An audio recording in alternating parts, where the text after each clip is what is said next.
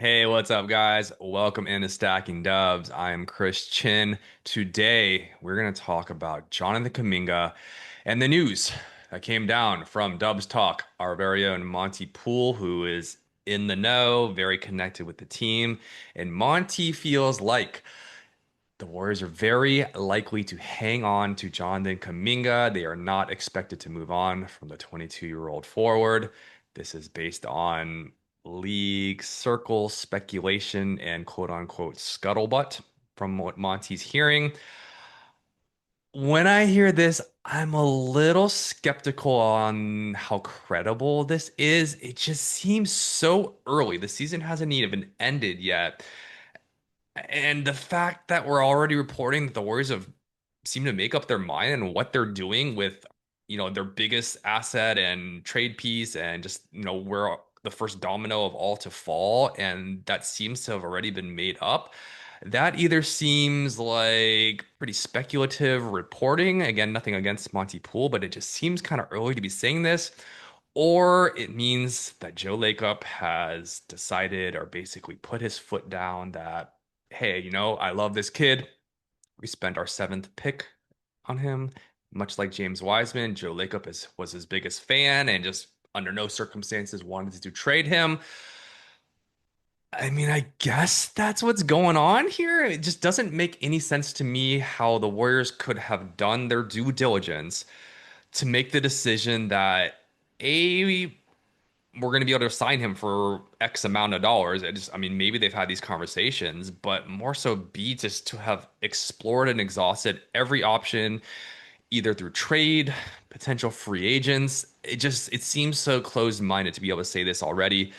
And again, I mean, the only thing that comes to mind is that this just isn't that credible of a report, or it just means that Lacob has put his foot down already. And I guess either one is not the best thing to go off of. But again, like, have you tested every player that we've talked about on this show and other shows and then explored other players that haven't even been discussed? I mean, just to name a few, I mean, have you looked into Cam Johnson? Have you looked into Trey Murphy? Have you looked back into getting Wiggins? Miles Turner. I know you haven't explored the Miles Turner thing because Miles Turner's still playing and is up 1-0 in the NBA Finals right now. Have you explored Naz Reid, who is not yet set to become a free agent? Have you explored Derek White? Have you looked at Kobe White? Have you looked at Vucevic? Have you looked at all Porzingis? Have you looked at any of these players that potentially could be available to you and could help you and put you on your way to being a better fit with this team? I have a hard time believing that that's already been done and all those conversations have been exhausted. And if that's the case, then what are we talking about here? There's no way that you could have done all your homework, concluded that the best course of action is to keep Jonathan Kuminga, unless it's a call down from Joe Lacob. And if that's the case, I have a lot of critiques about what that does to the Warriors and really how it ties your hands. I mean, before we get into all the critiques, let's talk about the pros, right? What could be the reasoning behind this, other than Joe Lacob saying it, from just a strategic standpoint, what makes the most sense here? So, looking at the situation, Warriors are going to offer or have already offered the not placed the $9.7 million tender on Kuminga. It sounds like the Nets, who are one of the only few teams that have enough to offer Kuminga a full offer sheet, don't want to do that. And there's a couple other teams, maybe around like the 18 to 20 million dollar range. Like I think like the Pistons, and there's another team that might be able to offer that. Unless it's like an Austin Reeves situation where the team had him as a restricted free agent and the Lakers said openly that they were going to match any team, and no team gave Reeves an offer sheet. And I think Reeves is getting paid like what, like 13, 14 million dollars a year, which was a steal at the time. It's looking like a steal now, and that would be a steal if Kuminga didn't get an offer sheet and the Warriors could essentially say, hey, you're a restricted free agent, and then let's sign you at $9.7 million or whatever they can work out. And I don't know how the discussions work from there, but I guess there's the off chance that he signs for extremely cheap. But that again is its own problem going forward, which we'll highlight in a bit. So for now, let's operate under the assumption that, hey, Kuminga is going to get something in the range of maybe call it 22 to 26 million dollars in that first year. I could see something kind of like a 3 or 4 year contract, starting at call it 22, and then it kind of goes up, a couple million each year, ultimately ending up around like 28 million dollars in that last year. You can say, hey, start him lower, give him a player option, start him higher, give him a team option, whatever the case. Let's operate and call it $24 million just for the sake of this for now. The pros, as you probably know, so if we're going to sign and trade him, if you send him out and his contract is $24 million, it's worth half of that in outgoing salary. So call that $12 million that you can take back in terms of another player. The way a sign and trade works, if you're under that first apron, you can take back 125% of that. So that would be about like almost $15 million. And you can just send out that $12 million that his would be worth, and that counts as a legal matching trade. Here's what we're kind of looking at if you decide that, hey, we want to hold Kuminga because there's not a player that we like at $12 million that's really worth his value. Spoiler alert, there is in Kobe White. If you can kind of package something there, I would do that with Kobe White and figure out a way to make that work. I don't know if that's necessarily an even trade, Kuminga for Kobe White, but it's a start and it would make both teams better, quite frankly. But putting a pin in that for now. If there's not a $12 million player you like, the idea is that you hold Kuminga and sorry, let me back up. I mean, you can put Kuminga as $12 million in plenty of other deals too, which we'll talk about and package that and aggregate that. But say you want to hold him so that you trade him in 3 months from now when he's eligible for the full $24 million of outgoing salary. Great. Now you can get one of these $24 million players. You're not going to get a superstar all-star that's making the max contract anyways. So you're still in that target at 24, maybe call it like a $30 million player if you're packaging and a couple other players, and we're talking about a mid-season trade here. You're going to be able to target one of these similar players, Cam Johnson, Trey Murphy, Wiggins, Miles Turner, all these names that we talked about. All it's really doing for you is it's saving you having to attach Moses Moody's $12 million or so contract by trading it now, right? You want one of these $25 million players, you can do right now, sign and trade Kuminga, tack on Moses Moody to that, whatever picks you want, and that's a done deal. You save Kuminga, sure, he's worth 24 in outgoing salary. You don't have to attach Moody, but there's so many wild cards and unknowns at that point. It's like, is that even necessarily better? Like, sure, Moody's an asset, but like, how much is he really worth? You could argue that that's a good contract to get off of by just sending him out. The only other pro there is there might be a different trade market for Kuminga. Maybe some teams like him more. Maybe you lose interest in some other teams. It really depends how he plays. It depends on his contract. The other pro would be maybe there's more players available in the pool that are available for trade at that point. But my point is that there are already, I mean, I named 6, 7, 8 guys just off the top of my head that can help the Warriors right now. They give you the spacing, they give you a third scorer. Most of them give you a two-way player. Some of them give you that center that you really need, although I personally don't like having to spend up and get a big time center unless it's like a Jaren Jackson Jr. But even then, that leaves you with a lot of holes in your guards and wings. For all those reasons, I mean, who is really going to become available? Again, that's within that 25, maybe stretch it to $40 million range if you are actually still going to attach Moody or Buddy Hield to a $24 million Kuminga contract. I don't know that it opens up a lot of options for you. And those are the pros. Those are the only pros I can think of. Your Kuminga is worth a little bit more in salary matching going forward, and you might have more people available. That's about it. Oh, and I guess you get to see it through, right? You can see through that, hey, maybe Kuminga emerges with this team. Maybe it works in terms of spacing, which I think we know it kind of doesn't with Draymond, Butler, and him. But you get to see it through, and maybe he makes a huge leap. Maybe he starts shooting 37% from three. Maybe he locks in defensively and just takes on that assignment and becomes an elite two-way player. That's that really, I guess, is the Joe Lacob thinking. So sure, you get to see that. But aside from those, which I don't know how likely those are, and if I'm a betting man, I'm betting on none of those to truly materialize in the Warriors' favor. And again, I'm a Kuminga fan. There's a lot of cons. Here's my nice list of cons I'm going to throw at you. The first being that re-signing Kuminga, it basically puts you over the first apron. Even if you're signing him for like 18, 20 million dollars, you're still like $5 or $6 million away from getting into that first apron. Once you fill out the rest of the roster with even a couple of guys, you're already into that first apron. So what that does, it essentially leaves you only with your mid-level exception taxpayer, which is I think going to be like $5.7 million. And that's like your only other free agent signing that you can make. Maybe you're lucky and you somehow get one of the free agent centers like a Brook Lopez to play for you for very cheap. That is just wishful thinking. Maybe you get Melton back on that. If you're lucky, you get him at a veterans minimum, but you're probably going to have to at least give him that because he is a two-way player that, if he's healthy, should be paid about that. That's like the best case scenario. That's your only move you can make, and you're basically coming back with the exact same team as you did last year without enough shooting, without a center, but hopefully you find a center if you're lucky, and then it's just the same team. You don't add a two-way player that you so desperately need. You're not adding shooting. You're not adding a third scorer unless that Kuminga breaks out.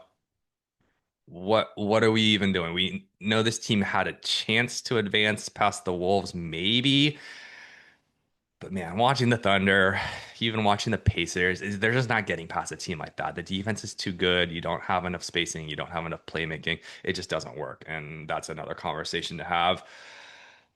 On top of that, the only other moves that you can make would be your trade pieces in Buddy and Moody.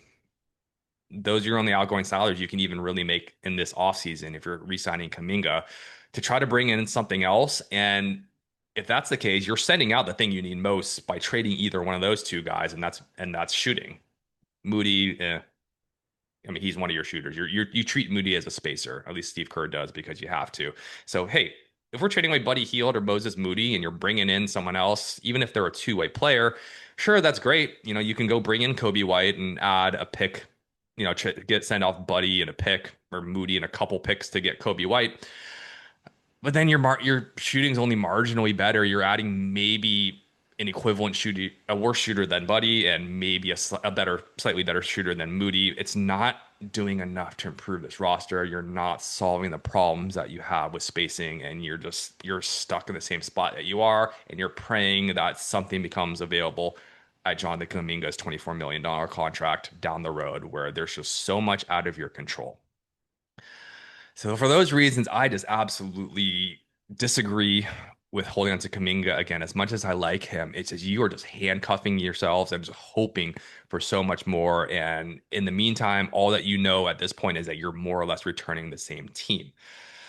In addition to being over the first apron, so let's kind of talk some money and contracts and just kind of just how that handcuffs the Warriors as well. So if you were going to sign and trade Kuminga now, salaries need to match whatever the aggregate is. You can send out salary and you can receive 125% back. So that means, for example, you can send out $24 million of salary in, call it Kuminga and Moody combined, and you can receive $30 million back, right? That's a $6 million difference. Again, 125% gives you a lot of options to go get somebody that we've talked about already. I'm not going to rename all those guys, but once you're over the first apron, now salaries you can no longer get 125%. It more or less needs to be 110%. So now you're sending out $24 million. You can only get a $26 million worth player or worth of players in return rather than 30 million. That handcuffs you a decent amount, especially as that deal starts to get bigger and you add more players in. Looking at the Kuminga contract, right? Like that's going to be the biggest volatile piece that's moving around in terms of how he plays and how the Warriors start off for that 3 to 6 months or until you decide to trade him.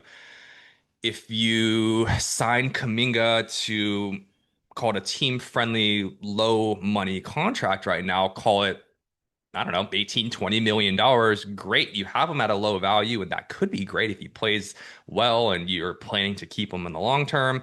His value rises as a trade piece in terms of contract, and you can not have to send out as many draft picks if you're attaching Kuminga and a good contract for a better player. But then you run into a similar problem where you have a low outgoing salary matching. So again, you are only able to take back that, call it 18 to $20 million plus 10% in terms of a player coming back. So you kind of run into that same problem that you have right now. If his contract ends up being 26 million, 28 million, it's a kind of a higher money contract. Yeah, great. In 3 months from now, in theory, you can go get a $30 million player. But if he doesn't have what's deemed a good contract, if he plays poorly, if the Kuminga at $30 million, at 28, $30 million just isn't a good contract in the eyes of another team, and they don't want to trade for him, and that's too big of a risk, or they just don't want to take back that big of a contract. Now he has bad trade value, and you have to attach more picks, right? Now you have to attach Kuminga and a first round pick or two and some swaps just to go get that player. So in those cases, my question would be, aren't you just better off trying to cut a trade now and sign and trade coming in now? Moody, you're cutting your losses with Moody to attach that to make it happen, but you know exactly what you're getting now. You're finding a piece that fits. You know who and a lot more players that are available through trade right now. You have a lot more interested teams. A lot of these teams, hey, if they get off to a good start next season and you're trying to trade, hey, maybe they aren't looking to rebuild. Maybe they have no longer have a need for a 22-year-old Kuminga, and or they have already found a top one or two scorer that ends up emerging. And hey, like, we no longer need a guy that's just going to score us 20 points and have other problems. We're looking just more for role player upgrades. So much can change in terms of demand.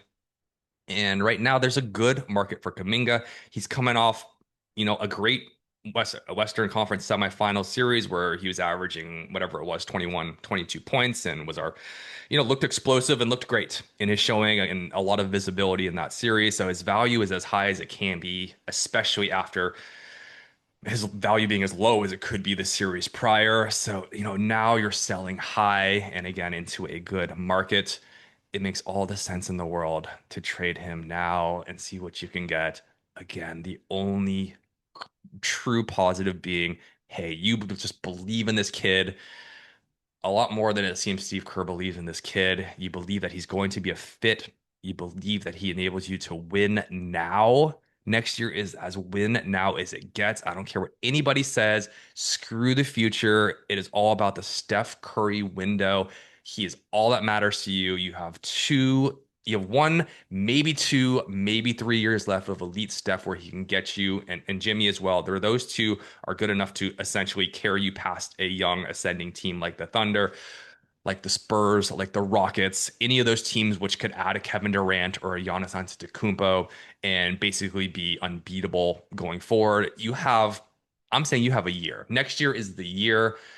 Damn the picks, damn the future. It doesn't matter if you're a fringe playoff team for the next 7, 8, 10 years.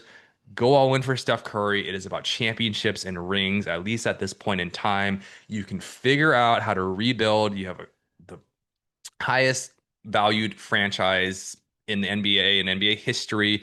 You will get another free agent to come to you in the future. Go all in for Steph now. Go through a rough rebuild for maybe 3, 4, 5 years, at which point you'll finally replenish the pick cabinet. You'll get some free agents. You'll still be an exciting draw. And nothing is more valuable than Steph Curry potentially cementing that legacy. Well, it's already cemented, but getting a fifth ring, and you were doing an injustice to him. If you're playing around with this Kuminga development experiment, you're not trading at least three of your four first round picks or swaps, which is another seven potential swaps. You need to empty the pantry in terms of at least half of your picks need to go out in an attempt to win for this next year. I don't care. Even if you have to trade Pajemski, who I think is probably also your best trade piece at his contract. Although, again, this outgoing salary probably won't net you as much as he's truly worth to you at this time because he is a good role player. And despite what a lot of you think, Pajemski is a good fit. He's a valuable asset to this team. He does help you win now, and he fills a lot of the holes that this team needs. That being said, he's not untouchable, and if you want to trade him and you're getting something good back, do it.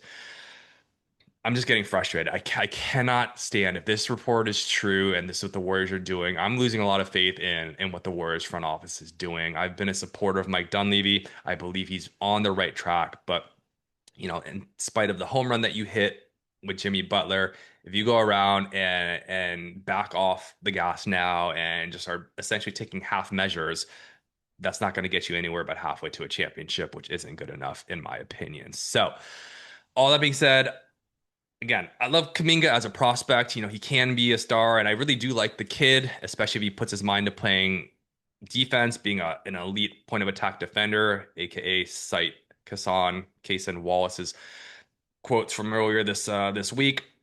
Commit to that, fix the shot. Sure, there's a chance that he emerges as that player that we need, but in the high probability that that doesn't happen, you gotta make the moves with him. He's the only piece you have, and for all the reasons that I say that you will be handcuffed, that's what's going to happen. So, Joe, if you're watching this, take note. Mike, Steve, make it happen. Trade needs to happen, guys, and hopefully, again, this develops into more, and the Warriors are just posturing, and maybe it just gives a little bit more value to Kuminga. But until then, I'm gonna get back to my Lil Wayne album, which I'm halfway through the Carter Six. Like Jonathan Kuminga, some hits, some highlights, some misses, some what were you thinkings. So if you guys are like me and my friends and grew up through college listening to a bunch of Lil Wayne and the mixtapes, enjoy what you can. There's a few good ones on there. All right, you guys, thanks for tuning in. Don't forget, I'm a new channel. I'm about a season and a half in. I'm really trying to keep this momentum going. So anything you guys can, like, follow, the subscribe. That's the most important one to me. So I would love if you guys to subscribe, keep me going, keep my juices flowing, and I will continue to try to give you guys good content. I've been Chris Chin, and until next time, peace, love, and stack of dubs.